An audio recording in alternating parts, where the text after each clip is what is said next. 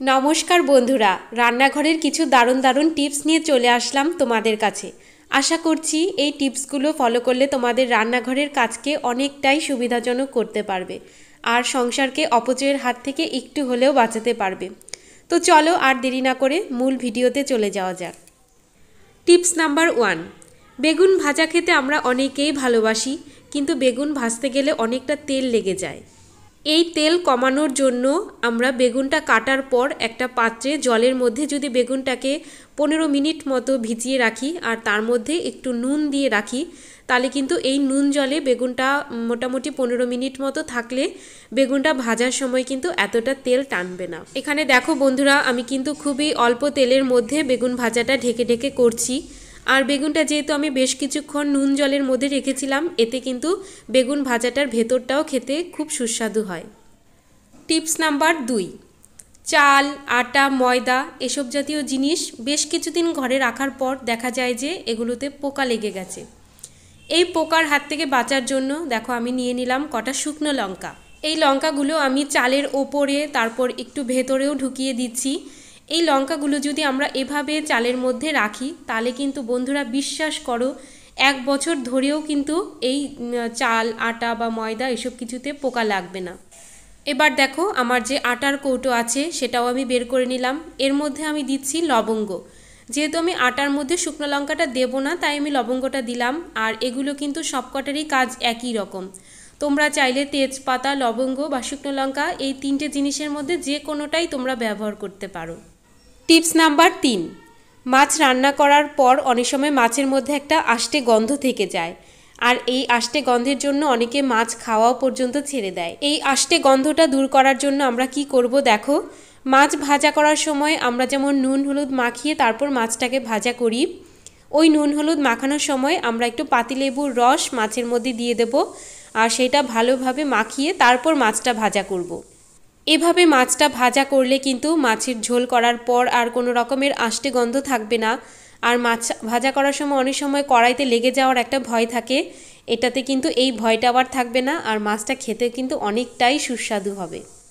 চলে এলাম tips number 4-এ। Pressure কুকারের ভেতরটা আর বাইরেটা কিন্তু আমরা নর্মালি পরিষ্কার করে থাকি, কিন্তু প্রেশার কুকারের যে ঢাকনা আর হুইসেলের এই অংশটা পরিষ্কার করতে কিন্তু আমরা খুব বেশি ঝামেলার মধ্যে পড়ে যাই। বিশেষ করে বিভিন্ন ধরনের খাবারের কণা জমে গিয়ে এই জায়গাটাতে কিন্তু একটা কালো দাগ হয়ে যায়, আর এই কালো দাগটা ওঠানো কিন্তু খুবই দুঃসাধ্য হয়ে যায়। এর জন্য দেখো আমি কি করছি, এটাতে ম্যাজিকের মতো কিন্তু পরিষ্কার হয়ে যাবে। তো আমি প্রেশার কুকারের ঢাকনার মধ্যে আর হুইসেলের এই অংশগুলোর মধ্যে আমি দিয়ে দিচ্ছি বেকিং সোডা। প্রথমে আমি শুকনো বেকিং সোডাটা দিলাম আর তারপর এর ওপর দিয়ে আমি দিচ্ছি ভিনিগার। এবার এই বেকিং সোডা আর ভিনিগারটা দিয়ে আমি প্রায় 10 মিনিটের মতো রেখে দিয়েছি। 10 মিনিট পর আমি দেখো একটা পুরনো টুথব্রাশ দিয়ে, মানে ফেলে দেওয়া টুথব্রাশ দিয়ে আমি যেখানে যেখানে এরকম কালো দাগ আছে খুব ভালোভাবে আমি ঘষে নিচ্ছি। প্রেশার কুকারের আর যেখানে যেখানে এরকম দাগ হয়ে আছে আমি কিন্তু সমস্ত জায়গাটাতেই এই টুথব্রাশটা দিয়ে ঘষে নিয়েছি। এরপর আমি নিয়ে নিলাম একটা টুথপিক, কারণ এই হুইসেলের একদম ভেতরে কিন্তু টুথব্রাশ দিয়েও পরিষ্কার করা যায় না। এর জন্য আমি ভেতরের খাবারের যে দাগ বলো বা নোংরা যাই থাকুক না কেন, এই টুথপিকটা দিয়ে ভালোভাবে কিন্তু পরিষ্কার হয়ে গেল। কারণ ভিনিগার আর বেকিং সোডা দেওয়ার পর কিন্তু খাবারের কণাগুলো কিন্তু নরম হয়ে গেছে, এতে কিন্তু খুব সহজেই পরিষ্কার করতে পেরেছি। আর এভাবে পরিষ্কার করার পর কিন্তু দেখবে বন্ধুরা ম্যাজিকের মতো কিন্তু প্রেশার কুকারটা একদম সুন্দর পরিষ্কার হয়ে যাবে আর খুঁজেও পাওয়া যাবে না যে দাগগুলো কোথায় গেল। Tips number 5। আমাদের রান্নাঘরটাকে সবসময় ঝকঝকে পরিষ্কার রাখতে আমরা সকলেই ভালোবাসি, কিন্তু তাড়াতাড়ি করে কাজ করতে গিয়ে আমরা কিন্তু অনেক সময় নিজের অজান্তেই সেই রান্নাঘরটাকে নোংরা করে ফেলি। আমরা অনেক সময় সবজি কাটার পর সবজির খোসাগুলো এইভাবে রেখেই কিন্তু এবার রান্না করা শুরু করে দিই। এতে অনেক সময় ফ্যানের হাওয়াতে বা চারিপাশ থেকে হাওয়া আসলে কিন্তু সবজির খোসাগুলো এদিক সেদিক পড়ে থাকে, এতে কিন্তু আমাদের রান্নাঘরটা অনেক নোংরা লাগে আর খোসাগুলো পড়ে মেঝেতে কিন্তু চিপকে যায়। তো এটা করার জন্য আমরা কি করব, সবজির খোসাগুলো ছাড়ানোর পর আমরা সাথে সাথেই একটা পাত্রে জল নিয়ে তার মধ্যে রেখে দেব। এতে কিন্তু সবজির খোসা আর এদিক সেদিক পড়বে না, রান্নাঘরটাও সবসময় পরিষ্কার থাকবে। এরপর চলে আসলাম আমার 6 নাম্বার টিপস নিয়ে। এটা খুবই কার্যকরী একটা টিপস। এটাতে আমি সব রান্নাঘরের সমস্ত জিনিস পরিষ্কার করার মতো একটা লিকুইড বানিয়ে নিচ্ছি। আর এই লিকুইডটা বানানোর জন্য আমি একটা পাত্রে প্রথমেই কিছুটা বেকিং সোডা দিয়েছি আর বেকিং সোডার ওপরে কিছুটা ভিনিগার দিয়েছি। দেখো বেকিং সোডার ভিনিগারটা একটা বিক্রিয়া করা শুরু করেছে। এরপর আমি এর মধ্যে দিয়ে দিলাম বেশ অনেকটা পরিমাণে লিকুইড ডিশ ওয়াশার, আর এরপর আমি দিচ্ছি কিছুটা নর্মাল জল। এবার আমি এই মিশ্রণটাকে একটা চামচ দিয়ে খুব ভালোভাবে মিশিয়ে নিচ্ছি। এটা কিন্তু খুবই কার্যকরী একটা লিকুইড। এটা দিয়ে রান্নাঘরের মোটামুটি সমস্ত রকমের জিনিস কিন্তু এই লিকুইডটা দিয়ে পরিষ্কার করা যায়। এবার আমি একটা ফাঁকা স্প্রে বোতলে এটাকে সবসময় ভরে রাখি।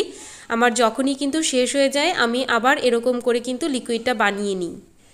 এবার আমি দেখো এই লিকুইডটা দিয়ে আমার যে কিচেন স্ল্যাব এগুলোকে পরিষ্কার করে নিচ্ছি। রান্নাবান্না করার পর সবসময় আমি কিন্তু এই লিকুইডটা দিয়ে আমি সারাদিনে মানে 2-1 বার তো পরিষ্কার করি। এতে কিন্তু রান্নাঘরে আর কোনো রকমের মশা মাছি টিকটিকি এগুলো আসার সম্ভাবনা কিন্তু অনেকটা পরিমাণে কমে যায়, কারণ এতে কিন্তু বেকিং সোডা দেওয়া আছে, ভিনিগার দেওয়া আছে।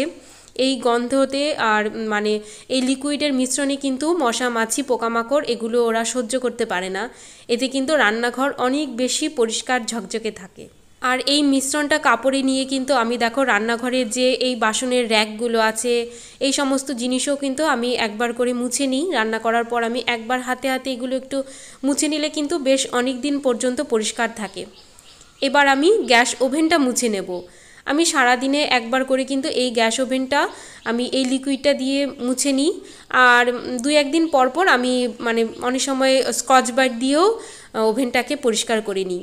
আর যখন স্কচ ব্রাইট দিয়ে মাজার দরকার হয় না তখন কিন্তু আমি এইভাবেই একটা কাপড় দিয়ে কিন্তু লিকুইডটা দিয়ে মুছে নিই। এতে কিন্তু বেশ অনেকটাই কিন্তু পরিষ্কার থাকে। ওভেনের নিচেও কিন্তু অনেক সময় খাবার দাবার পড়ে থাকে, তো এই লিকুইডটা দিয়ে মোছার পর কিন্তু আর কোনো রকম খাবারের এঁঠো দাগ আর লেগে থাকে না। এরপর টিপস নাম্বার 7, আমরা এখন অনেকেই কিন্তু বড় হাতার জামা, নাইটি, কুর্তি এগুলো পরতে কিন্তু খুব ভালোবাসি। কিন্তু এগুলোর হাতাটা এমনভাবেই থাকে যে হাতাটা কিন্তু মানে গুটিয়ে কাজ করা যায় না। হাতাটা সবসময় কিন্তু এরকম সামনে চলে আসে। আর যখন আমরা বাসন মাজতে যাই তখন কিন্তু সবথেকে বেশি সমস্যার সম্মুখীন হতে হয়। দেখো আমি এই বাসনগুলো মাজার সময় কিন্তু নাইটির হাতাটা কিন্তু অনেকটাই ভিজে যাচ্ছে।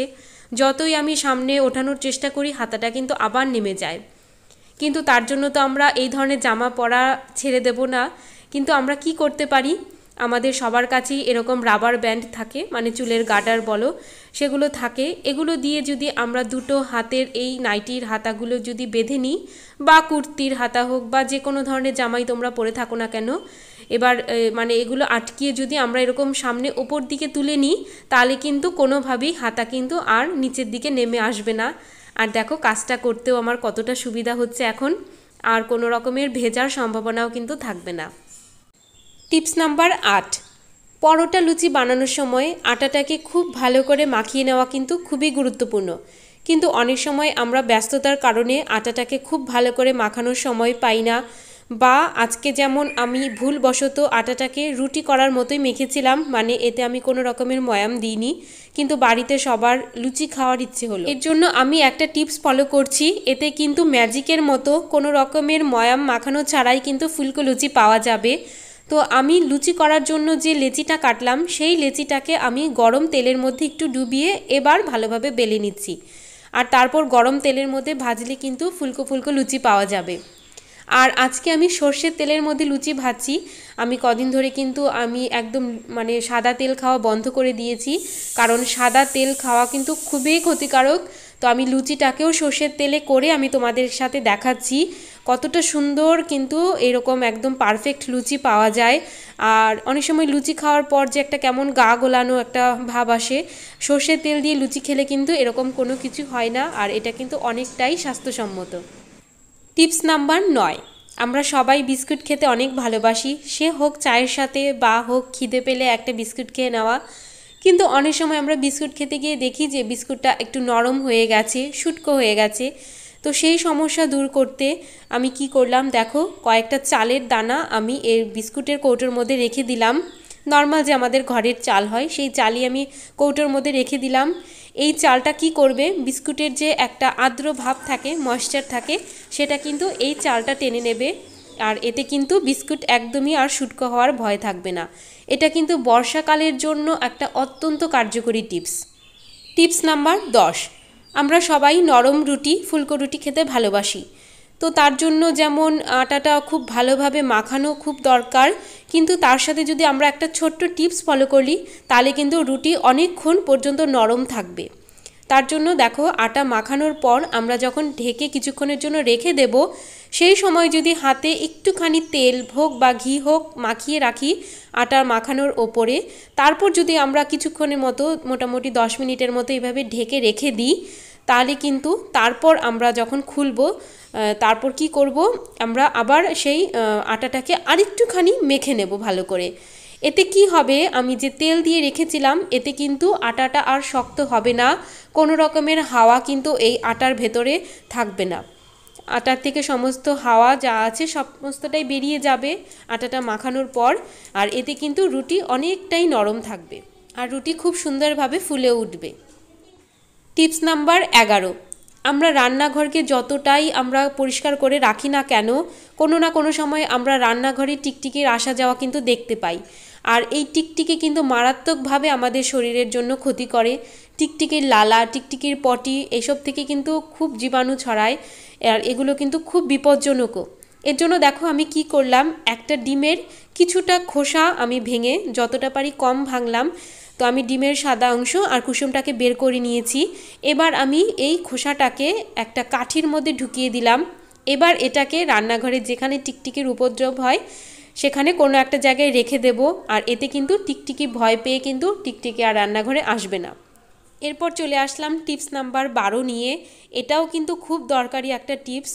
সেটা হলো, আমরা যে কিচেন টাওয়েলগুলো দিয়ে সবসময় রান্নাঘর পরিষ্কার করি, সেই টাওয়েলগুলো যদি আমরা পরিষ্কার ভালোভাবে না করে রাখি, এতে যদি জীবাণু থাকে তাহলে কিন্তু সেটা আমাদের শরীরের জন্য ভালো না। আর এই কিচেন টাওয়েলগুলোকে 100% জীবাণুমুক্ত করতে গেলে আমি দেখো কি করছি, একটা পাত্রের মধ্যে গরম জল ফুটিয়ে নিয়েছি, আর এই ফুটন্ত গরম জলের মধ্যে আমি কিছুটা ডিশ ওয়াশার দিয়ে দিয়েছি, আর তার সাথে কিন্তু একটু ডেটল দিয়েছি।